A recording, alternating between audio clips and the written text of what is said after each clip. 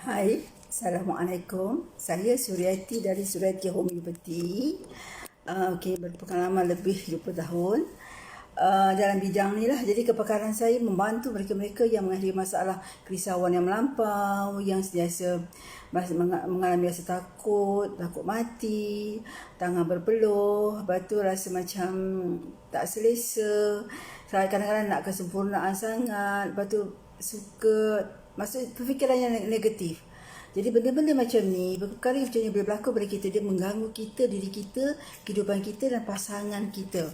Okey, saya nak tengok ada satu kes di mana saya tengok benda ni kan.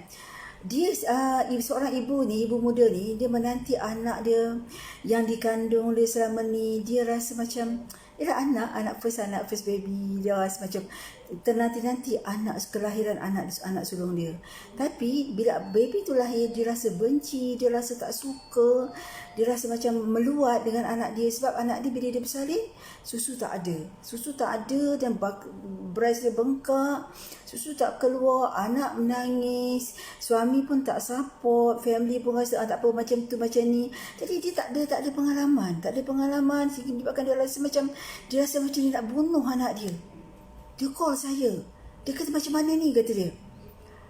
Dia rasa macam, dia kata apa yang dia rasa ni betul ke? Saya kata, ya Allah, saya kata kenapa macam tu? Dia kata suami pun tak tahu nak buat apa, dia kata macam tu. Ya Allah, saya kata, kesian tau, maksudnya dia jadi macam dia bercelaru, dia bingung, dia kata dia tak tahu nak buat apa, dia risau. Dia rasa takut anak dia macam tu. Tapi dia tiba-tiba dia rasa macam tiba anak dia bagi dia kata dia buntu sangat-sangat, tak tahu nak buat macam mana kan. Jadi benda-benda macam ni, orang Melayu kata dia meroyan lah. Kan. Jadi keluarga dia kata dia meroyan, dia biar anak dia macam tu. Sebenarnya dia buntu, dia tak tahu nak buat apa.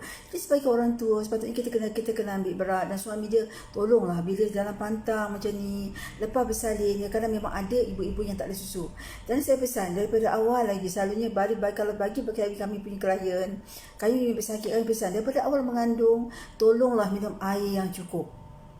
Jadi kalau badan you tak ada liquid, macam mana you nak produce susu? Selalu bila kita mengandung, kita ikutkan hasati, nak makan itu, makan ini. Tapi kita selalu lupakan air kosong yang cukup. Tolonglah, kalau daripada awal mengandung, saya pesan tolong minum air yang cukup. Daripada awal tolong minum air yang cukup. Air kosong yang cukup. Yang tu sangat penting. Lepas tu minum makanan yang berkhasiat. Lepas tu daripada awal, kalau bagi saya lah, daripada awal, kalau dapat minum susu, makan buah kurma. Maksudnya cari benda-benda yang boleh membanyakkan susu daripada awal lagi. Daripada mengandung lagi, kita dah mula makan benda tu. Macam kurma, macam kita guna air kosong yang cukup. Jadi saya pesan, jadi benda-benda macam ni, bila kita berlaku tekanan macam ni, kita tidak akan rasa sangat tertekan sehingga nak buat benda-benda yang di luar jangkauan. Kita tak paksa. Jadi memang kebetulan dia pula ada masalah kemurungan selama ni. Jadi dia bingung, lagi dia risau, jadi macam dia baca macam kesal. Jadi sampai orang kata dia meroyan.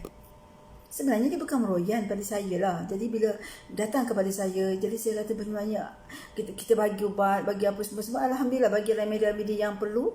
Dan Alhamdulillah dia boleh cover. Lepas tu bagi ubat untuk tambah susu apa semua kan. Tapi kalau kita bagi remedi untuk tambah susu pun, kalau kata air tak minum banyak pun tak boleh. Sebab apa? Okey, kadang-kadang ada setengah orang tua, dia ada satu kefahaman tau. Yang ni kata bagi saya satu kefahaman yang agak yang saya pun tak tahu macam mana benda ni berwujud. Walaupun saya dah seusia macam ni, saya rasa dari dulu mak saya pun minum air kosong yang banyak. Dia orang tak minum air yang banyak tau, saya kata. Saya pun tak tahu pasal apa.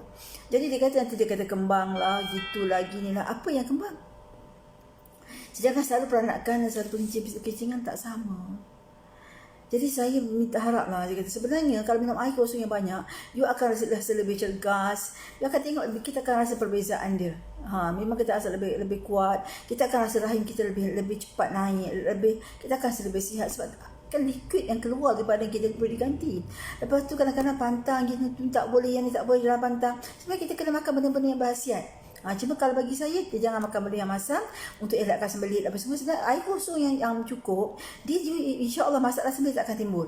Jadi inilah yang menjadikan bila berjadi macam ni, bayangkan dah lah anak susu tak ada. Kan susu kita tak punya susu, anak menangis. Bagi susu formula tak anak menangis gila. Lepas tu dah lah macam tu, breast sakit, bengkak, susu tak keluar. Lepas tu sembelit pula, air kosong tak banyak ke tempatan itu dan ini.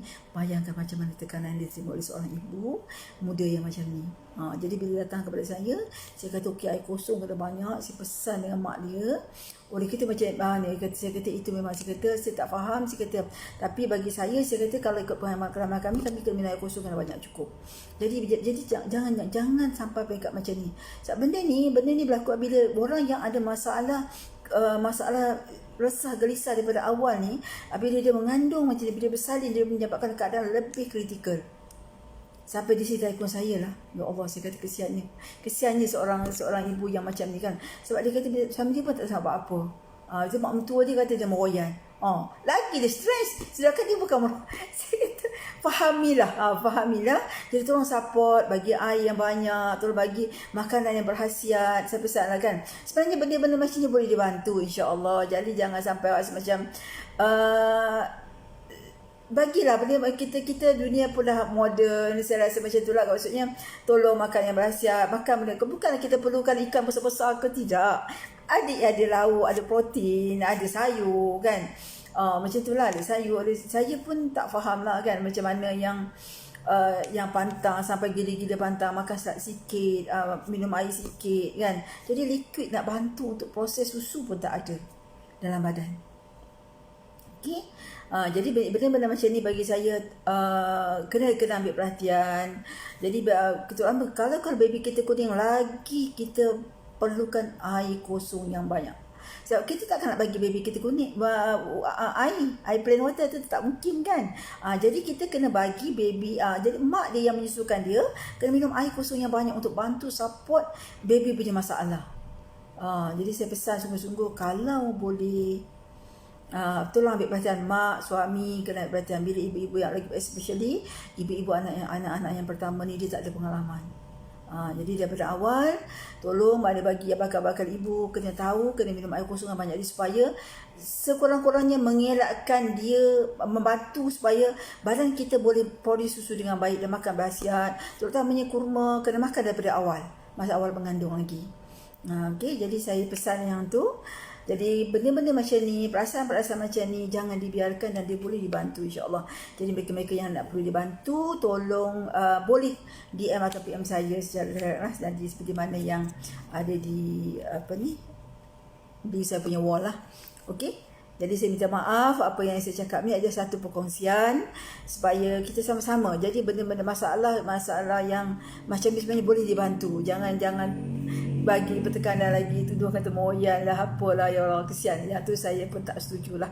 Sebenarnya benda tu insya-Allah benda tu senang. Sekejap je yang ada masalah macam tu, ambil susu anak ni, dia faham kenapa keadaan ni berlaku. Bila suami dia faham, isteri dia kena support, dan alhamdulillah. Saya rasa benda tu tak berpanjangan pun, insya-Allah, alhamdulillah. Okey. Jadi saya minta maaf, apa yang saya cakap ni sebenarnya adalah dari pengalaman saya sendiri. Jadi sesiapa yang ingin dibantu dan perlu dibantu dan boleh PM saya lah, insya-Allah. So saya minta maaf semua. Jadi semoga Allah merahmati kita. Okey, assalamualaikum.